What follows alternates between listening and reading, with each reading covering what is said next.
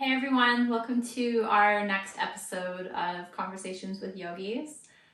Today we're going to be talking about how we bring yoga and mindfulness practices into our day-to-day life, what Monday to Friday and the weekend looks for us as yoga practitioners and yoga teachers, and incorporating yogic thoughts on diet and discussing whether or not to be vegan as a yogi. Yeah, A hot topic. I think it is always a hot topic because I think I always have these questions asked by my students like, oh, are you vegan? Oh, are you drinking? I remember one of my friends asked me out for like, do you want to meet for a coffee or tea? And I said like, I don't really go for a coffee or tea at like 7 p.m. We can go for a glass of wine. She's like, oh, I was afraid to ask if we can go out for a glass of wine.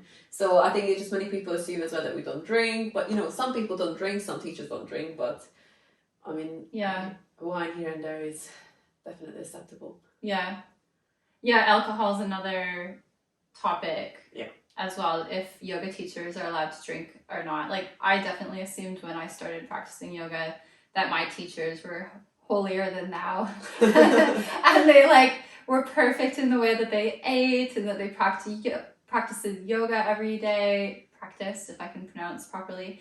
And they meditated and did so much pranayama every day and didn't drink, didn't smoke, didn't swear, didn't do anything bad or considered bad. And then you start to become a teacher and involved in the yoga community, and you see a lot of people are brought to these practices because they have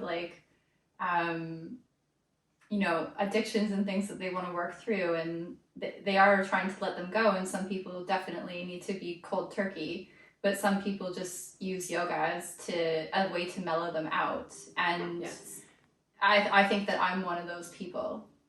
Yeah, because you were saying that you were in part of your life, then you were kind of destructive towards yourself, so you needed something to calm you down and ground you. I mean, also it brings balance for most people's life as well, because you don't have to be in an extreme, but you can be just somewhere you want to be a bit more balanced, of not doing too much of something and too little of something. Yeah, I think it's all about balance, because even I think some of my teachers were quite big party faces, and I don't think there's anything wrong with that. It's just knowing your limits and knowing how you spend your days in life and how consciously you get through every days. Yeah.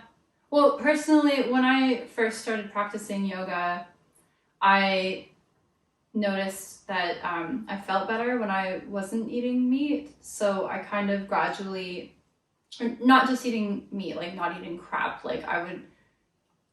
I went to McDonald's once and I used to love McDonald's, and I ate a cheeseburger and fries, and then I went to yoga and I felt like I was going to be sick. And that's when it really clicked for me that what you eat really affects how you feel. Definitely. And that was a big moment for me, because I'm like, oh, maybe I need to eat a bit healthier. And I stopped eating fast food, and then I stopped eating red meat. I didn't really like it. I'm a bad vegan, I would describe myself as. Mostly vegan. Currently. I wouldn't think you're a bad vegan. Well, I'm not super strict. Yeah. Well, on my journey, I stopped eating red meat, and then I stopped eating chicken and turkey. This was 14 years ago, and then I was just eating fish and seafood, and then eventually I stopped eating that. I lost the taste for it. Eventually gave up eggs, eventually gave up yogurt and dairy, and then I eventually gave up cheese, which was the hardest one for me. And I was very strict vegan. Everything I owned had to be animal product free. Clothes, shoes, products in the house, shower gels, everything. I was hardcore. And then also with alcohol, I stopped drinking cold turkey for 2 years. Yeah. So for me, it was I had to take everything away and then kind of find what balanced me out and who I was within that. And some things came back. I drink a little bit now, but I never drink to excess. For example, I'll have 1 or 2 glasses of wine every other weekend, or maybe a little bit more than that if it's a special occasion. Yes, of course. And if I'm on vacation now in France, I like to eat cheese. Good. But yeah. Because it's delicious. And if you grew up in North America, you know that the cheese is terrible. And if you had an opportunity to go to France and eat cheese, I would recommend it. Yes, definitely. Well, I think you need kind of fluidity in your diet as well, because, you know, you can go to places where they don't really understand veganism and they don't really know what to offer, so they're going to give you, like, I remember when I was vegan for a bit, I went to a restaurant in a very small town, and they're like, don't worry, we can serve you because you're vegan. It's like, can I give you breaded cheese? Like, not really, because it's cheese. Okay, can I give you breaded cauliflower? Not really, because there are eggs in the breading. Oh, then can I give you a bowl of boiled vegetables? I was like, yes, thank you. So that's why I ate boiled vegetables, because they didn't really know what vegans eat. For them, it was just so peculiar. It was like 10 years ago this now, so it's a long time ago. But I think having a little bit of like wiggle room, because you can be in rural areas where they don't know how to handle it, or family occasions, but also, yeah, you never know. I think also one of my vegan friends once, we ordered a falafel and a halloumi wrap, and then by mistake they gave us 2 halloumi wraps, and I was like, well, I haven't had halloumi for 12 years, so might as well. And I was like, I appreciate that, because then I'm like, you're not wasting the food you just got. It was a mistake. They didn't mean. You can tell them that it was a mistake, but she's just like, I'm just gonna eat it because she's not allergic. Yeah, not allergic. It's just like she's vegan because of the beliefs, but she's like, I used to eat it, so I'm not gonna be not eating it now. Yeah. So, and things like that happen too. Like, I've gone to get a coffee and they gave me dairy milk by mistake, and I'm like, oh, I really don't want dairy milk. And like, right now actually I actually couldn't drink it because it tastes awful to me. Yeah. But before, I'd be like, okay, fine, I don't want to waste the coffee, so I'll drink it. Yeah. So yeah, it's all about, I guess, balance. And I was just thinking, you reminded me of like when you're traveling and people don't understand being vegan. When I was in China, I had a member at the hostel that I was staying at write me a note that said I'm vegetarian in Mandarin. Yeah. And every restaurant I went to, I would be like, hold on 1 second, let me get my note from my wallet, and I would show them. And then some restaurants I'd go to and they'd be like, no.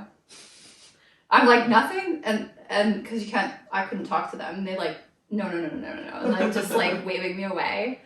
And then there was one instance when I was with this group of people we met, and they ordered us all these food, and I'm like, I'm a vegetarian, can you tell me what I can eat? And they're like, oh, this one. And then I was opening the thing, and it was like these bamboo shoots, and it had sticky rice with like some brown stuff in the middle, and I'm like, and I was eating it, I'm like, oh, what is this? And they're like, oh, it's pork. And I'm like, wait, I thought that was vegetarian. And they're like, it is vegetarian. Yeah. And they're like, I'm like, pork is not a vegetable.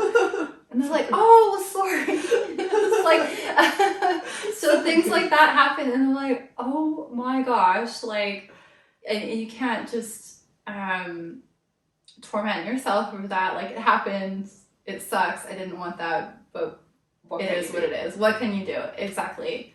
But are you vegan now? You were vegan. I didn't realize that. Yeah. So I was vegan because I was learning about it. It's like, oh, it's so much better. Like, I was hearing that it's nutritionally it would be better for you to eat more vegan diet or vegetarian diet. So as I was doing these courses online, like Coursera courses, I don't know if you've ever done. Yeah, I did Coursera. Yeah, they're good. I mean, so I was learning a little bit about nutrition. So I was like, let's try this vegan diet. And tried it. For me, it didn't really work because I didn't eat enough. So the problem for me as well, it was the time when I was modeling, and then I didn't really eat properly. So probably when I became vegan, I ate even less. Then it gave me a good excuse like, oh, I can't eat that, I can't eat that, I can't eat this. And I found between models that it was so common that the girls, I do think they use it as an excuse to have like, you have an eating disorder and you're like, oh, I'm a raw vegan. I had so many raw vegan friends, which for me was even more extreme because they didn't eat anything cooked, which is just weird. So they were just living off watermelon, carrots and stuff. And I always found myself that if I eat raw carrots, I can't really digest it. I never felt good from it. And all, I think it just triggers for me nowadays why I'm not vegan now is the time when I had problems with eating. I used to binge eat. I never been bulimic. Anorexic, again, I never saw myself skinny enough. So I guess you can label it as anorexia. So for me, if I want to be vegan, it just triggers me that, oh, I'm going to be again back to that point of my life when I wasn't eating, when I was torturing my body. And it just brings back lots of bad memories and friends who are struggling with it. So I just kind of like, I can't be vegan. I have like this kind of like emotional block against it. So I try to eat mostly vegetarian, but I eat meat. I have to say, since I met my partner, before that I didn't really buy meat ever in London because I didn't really like the quality of it. I could understand why people become vegetarian, vegan, and how animals are treated. But when I went home, we have chicken in our garden. They have happy life. We had dogs. My dad had a swimming pool for them. My granddad was fishing. My dad was hunting. So there's a balanced way of consuming animals in a way that they're living part of our lives, and at one point became our livestock. It's the same with like milk. Like my dad used to bring milk from around the corner from the yard, and we saw the cows walking around in the grass. So I'd never seen cows in like big close spaced squashed next to together. Factory farming. Yeah. So in Hungary, I always feel like it's smaller country and smaller produce need. So the produce were a bit better and the animals were kept a bit better. But in America, even in England, I was like, oh, I can understand why you're being conscious and why you wouldn't eat any. But yeah, nowadays I just try to control it. But for me, the dairy is hard. I love sour cream so much. I don't think I can say goodbye to sour cream. So for me, that would be the hardest. Okay. Yeah. Like in North America, we do have a lot of factory farming, which is abhorrent, like any way you look at it. But where I'm from in Alberta is quite a farming cowboy place in North America. Yeah. And a lot of my friends have farms, and they grown up with animals their whole life, and even my family members, and they are very anti-vegan. Anti-vegan. They don't understand me. Like, I've gotten in arguments over this with my cousins because they're like cowboys and ride bulls and horses and like do rodeo stuff. But yeah, I don't think I ever liked meat that much unless it was covered in sauce or like deep fried. Like, I remember being younger and my parents would always have like pork chops and steak, and I hated it, and I never wanted to finish my meal. So I think I was like naturally inclined to not like it. Like chicken, you can't deny chicken tastes good, and bacon, but like I don't view it as food anymore. Like, I couldn't imagine putting that in my mouth. So because it's been so long, and I know it's more of like a feeling of knowing what that is, that I don't want it, rather than a feeling of like, oh, I know that tastes good, so I want it. Yeah. That comes in for me, but that's taken a lot of training over time. Yeah, because over time you're like, oh, I actually don't miss that taste. But because I used to have a vegan boyfriend, and he used to eat shrimp tasting paste, and I always found it peculiar. I was like, if you're vegan, why do you want to eat shrimp tasting paste? And in a way, I guess when you're new to veganism, it makes sense because you're missing those tastes, but you don't actually want to eat animals. So, and later on, you don't even want that taste. But also, I think it's just about not being judgmental of someone else's choice. Of like, if you want to be vegan, I'm not judging you. It's all good for me. If I'm gonna eat meat, not just you can educate people about it, why you shouldn't eat this, why you should, like, nutrition wise especially now. But I think it's just like having that judgment and attacking people of their choices. That's always been for me quite triggering, especially because of modeling as well, because we always judge what you eat and like, why did you eat that? So I think it's just we should approach it from a place like, you can be curious, what do you eat? Are you vegan? Are you not? But just be open-minded to people. Yeah, well, and getting mad at people about what they eat is not going to change their mind and hop on the bandwagon. Do you know what I mean? Like, probably, yeah, not at all. Definitely. Well, same with yoga. Like, my teachers taught me that we should live by example, and if people are curious and are wondering what you're doing, then tell them. Yeah. But don't force it down people's throats. And I think that's the only way you can go about it to like elicit change is some people want to change, some people don't. Yes. And you can't force those people who don't want to change to do it. And everyone's different. Like I'm studying nutrition right now, and we have like what's called constitutions. Yes. So what you mentioned about the raw diet, like that actually just doesn't work for some people because their what's called agni or digestive fire isn't strong enough to break down that raw food. So you would probably do better with like steamed carrots or something. Yeah.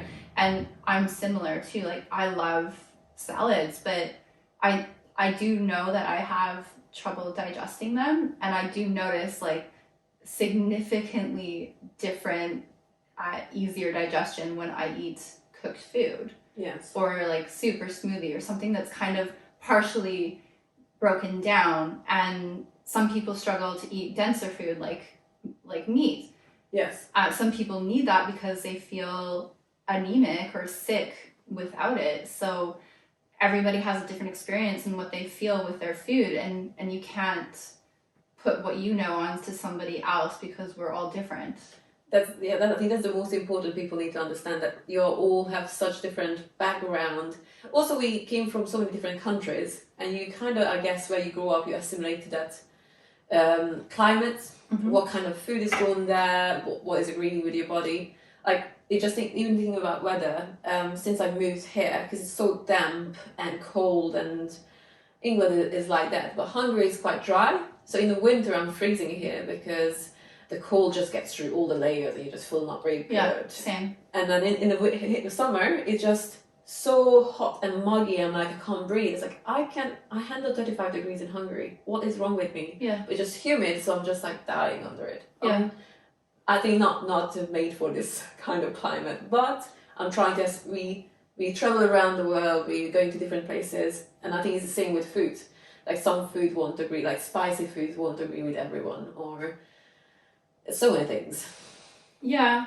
Well, and the microbiome that people have has to do with that too, because I mean, that could be a whole other podcast talking about the microbiome, but the research around it is so interesting right now. Like that people from different ethnicities have different microbiomes, people from different parts of the world, people who are vegan and vegetarian, who eat meat, people who are obese or not, people who have severe depression or not, are even finding that they have differences in microbiomes, and they're working on like fecal transplants in mice and finding that helps reverse the situation. It's super interesting. I don't want to go off on a total tangent there, but yeah, like you have to take that into account too, and like I think it's best to just like eat, see what makes you feel good, see what makes you feel nourished and energized and not depleted, and then do that. And then if you are vegan, you also do have to make sure that you're getting proper nutrition, because it's super easy to be vegan and eat like a bunch of processed stuff, and that's just as bad nutritionally as eating a bunch of processed stuff full of meat, because it's still full of garbage. Yes. You need to get like, you know, your B12 vitamins, your iron, your vitamin D, etc., that is not so common in plant food. Yeah. And like, what else is that? Iodine.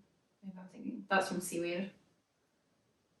Well, I think with nutrition-wise, I think we could always, if people are interested, we could do more, because I think it's such a vast topic that would be good to talk about.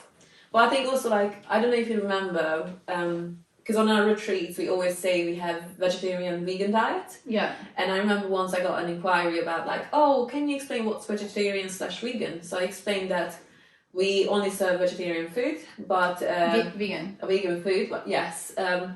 But we offer milk for people if they want it with the tea, because I understand people only like English tea with the milk. We found that out. I had no idea. Like, can we please have milk? Cow's milk. Okay, fine. We'll go to the store and get some milk for you guys. Yes. And we also like sometimes we some mornings we offer eggs for some of the breakfast, but because we understand most people are not vegan, so eating just vegan food for 4 or 7 days can be too much for people's stomach. So yeah, especially with the protein. Especially with the protein. So you need some kind of like comfort food for them. So because I'm not vegan myself, but I'm happy with the vegan food. And I remember that person replied to me, but sending me lots of videos about how animals being abused, and it's like, you should send this to people. This is very wrong what you're doing, and then it was just very abusive. So in a way, like even if she wanted to come to the retreat, I would have said no, because we don't need that energy around people who are just learning about being vegan, and I don't want anyone to be abused on a retreat about their choices and feel shamed. Yeah. Another person. Like it's not nice, and it's not gonna make them. It just I think people need to learn of how, like, yes, this is what you believe in, and this is I think a right way, but also be kind to people. Yeah. Bring the yoga into your life. Which is part of yoga practice too, because I think the whole veganism thing in yoga mostly comes from like the practice of ahimsa, which is one of the foundations of yoga, compassion, non-violence. And so you're supposed to be living in a way that's compassionate to everything, to yourself, to all beings. Even my yoga philosophy teacher says, like, you need to show compassion to the way that you think, the thoughts that come into your mind.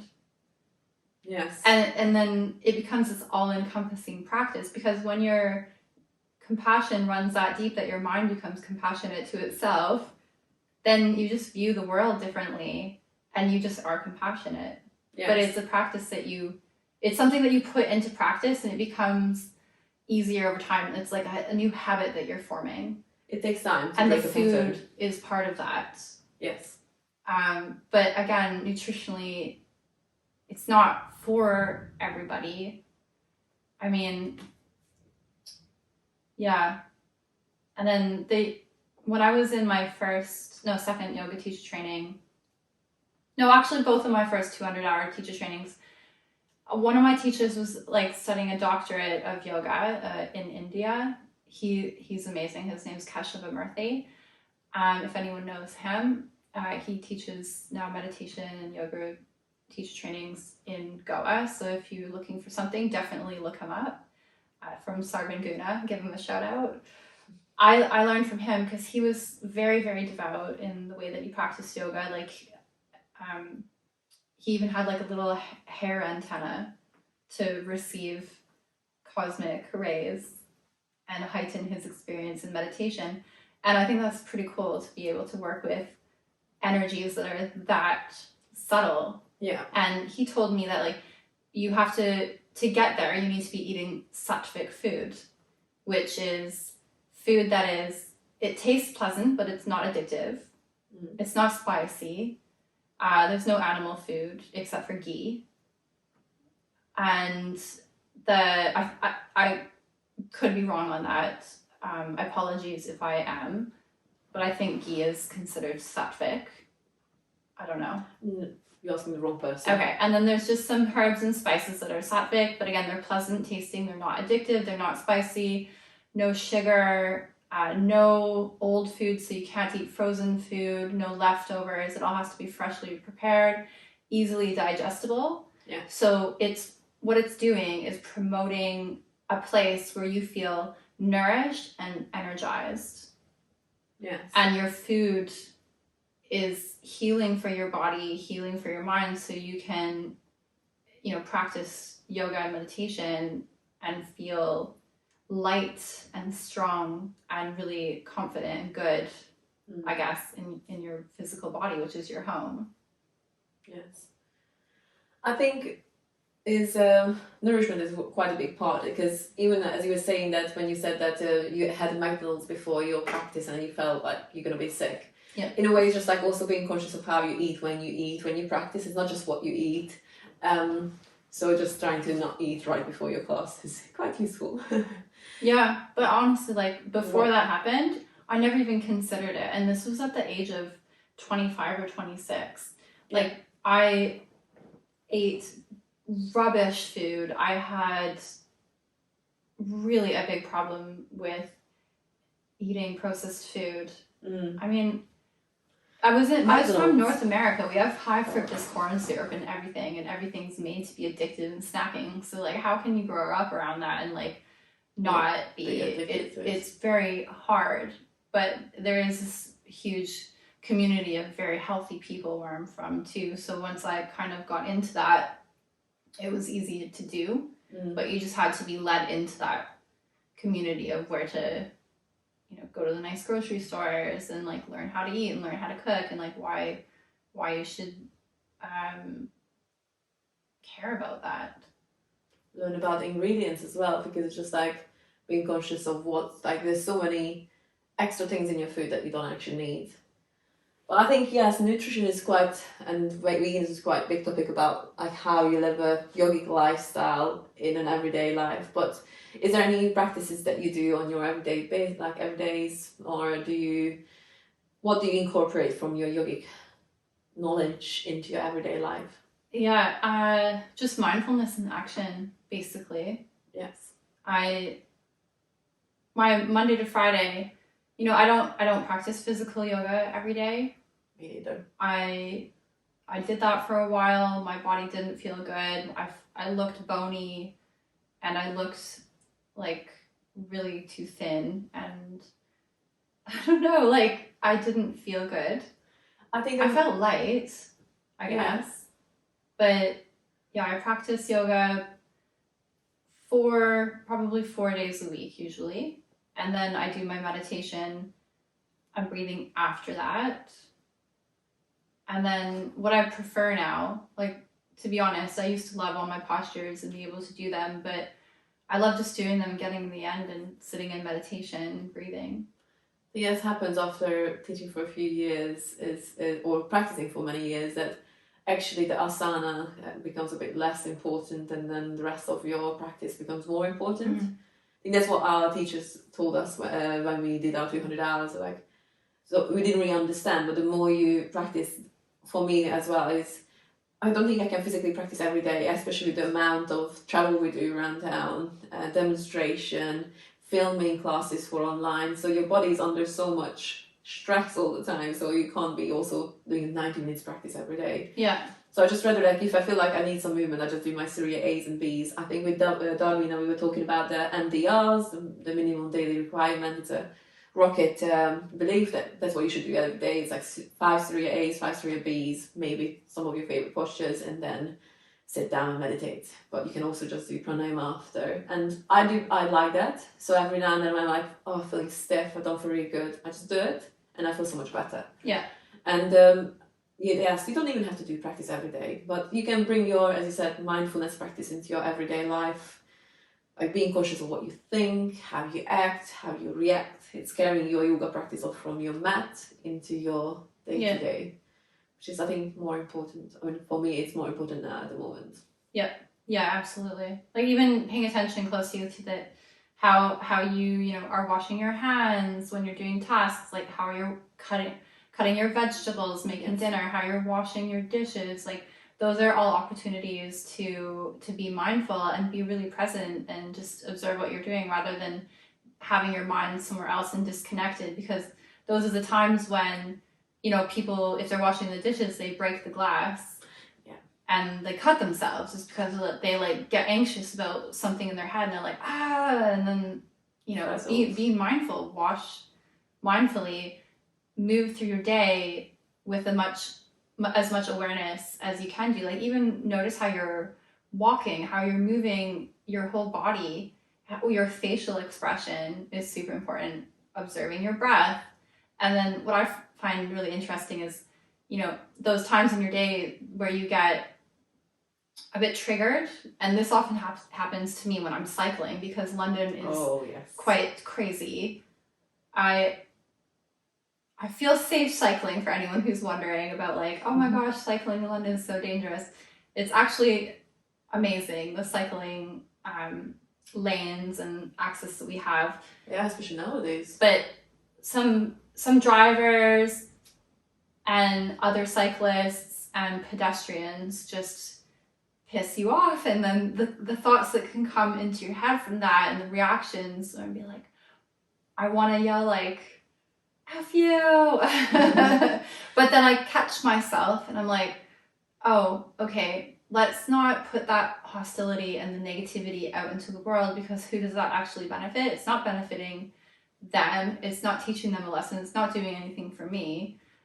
It's making me look bad. And what, just kind of either hold it in and take a breath and release it that way, and keep the thought to yourself, but over time you want to be working with those thoughts too, so eventually they go away and you don't even want to yell F you anymore, right? Like, I can't wait until I get to that point. God, I think driver's rage is one of the big things for everyone, because it's just so easy, because it's so much stress. If you think about also so many things happening, that you're bombarded by visual things, then sounds, smells, then someone just decides to walk on in front of you. So I think it's very easy to get into, but I think it's our patterns as well of you getting triggered by something, then you react straight away, whether it's a physical reaction or you talk or you say something out, and just acknowledging like, oh, I'm getting triggered again, I want to react. So instead, before reacting, you acknowledge it and try to let go of it. But you have to do this so many times.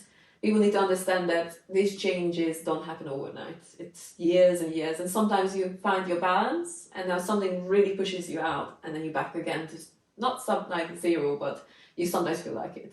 So I think it's a constant work. Yeah. I definitely like road rage. I have it all the time. I'm on a motorbike, so I can feel it. So every now and then it's like, again, I swear so much in my head, why is that good for me? That's no good for anyone. It's actually bad for me because I'm just getting rage inside. Yeah. So acknowledging, like, again, I'm raging for no reason, really. So just let it go. But it takes time. And for me, already just acknowledging it is quite good, because I was quite reactive, but always reactive inside and never projected out. And every now and then I just explode. I was like a balloon, and then you touch me and I explode. So I learned not to do that, because that's not good for anyone, especially not for me. So bringing these little things into practice, and even if I've been practicing 8 years or maybe a little bit longer, I still, I'm not a saint, and that's okay. It's practice. We're living in a busy city. This is not the jungle, and we're not away from all the distraction and stress. Yeah, we're not yogis living in caves, living a devout lifestyle away from all temptations and desires,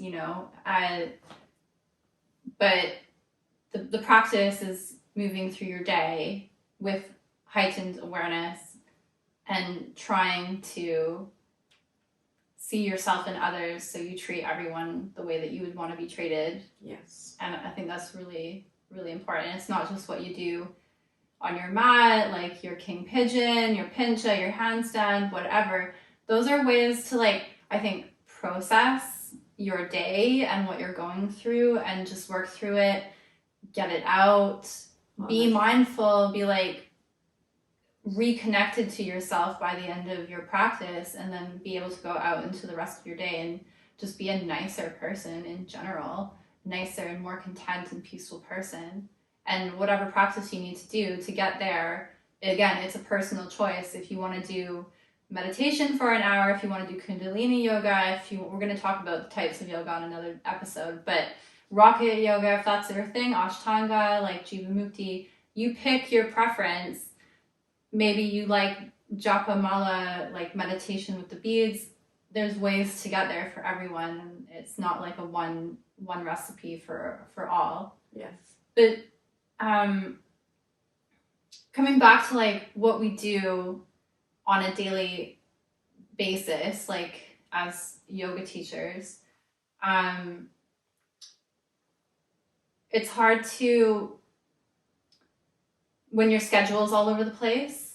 Most yoga teachers, we're all freelance, and we work at the, peak hours, when our peak hours are when most people are off work. So that's morning, lunchtime, if you're lucky, and evening and weekends.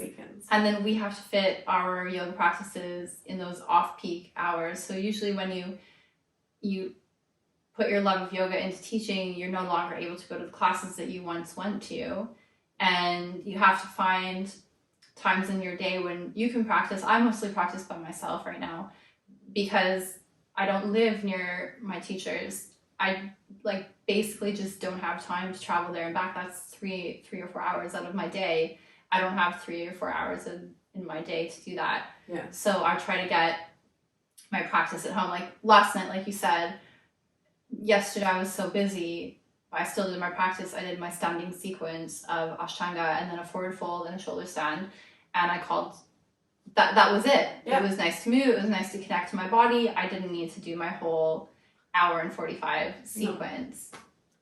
No. And I think it makes sense. It's just, we need to be a bit, again, like kinder to ourselves of like, it's good to move because it's, especially if you do sit at the desk all day. Yeah. It's just, don't be hard on yourself if you couldn't do a whole practice. Just do whatever you can. Just do some yin before bed, or just do some stretches while you watch TV. That's my favorite thing to do. Yeah. So it's just incorporating movement into your day, or just go for a walk during lunchtime. Listen to a podcast. Maybe listen to us. Yeah. Yeah.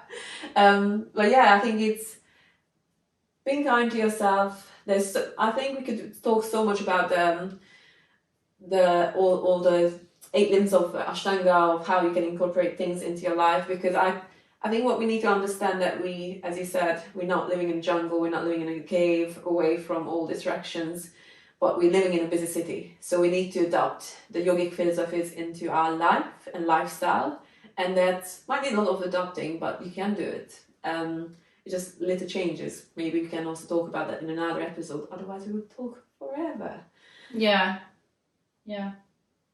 Is there anything else you want to share about how you put yoga and meditation in your week or life? If we go back to it, I would say for me it's watching my thoughts. It's back to the road rage. I did my yin teacher training, and they asked us to write a diary about our thoughts during the day. And then for me it was very reflective that I'm a kind, chatty, bubbly person. Or I would like to think of myself, but then I was listening to my thoughts during the day and they were not kind at all and not nice. And it's just, again, walking on the streets, just getting really angry about people getting on the way and walking slow and changing lanes, being on their phone. And then it made me really conscious of like, I cause so much problem to myself thinking that way. And it took me a year or so to learn to be like, again, Melinda, you're being very not kind to people. Who is it doing bad to? Yourself. So just let go of it. It's okay. Maybe they are having a lovely, nice day. Maybe they are very stressed today. You never know.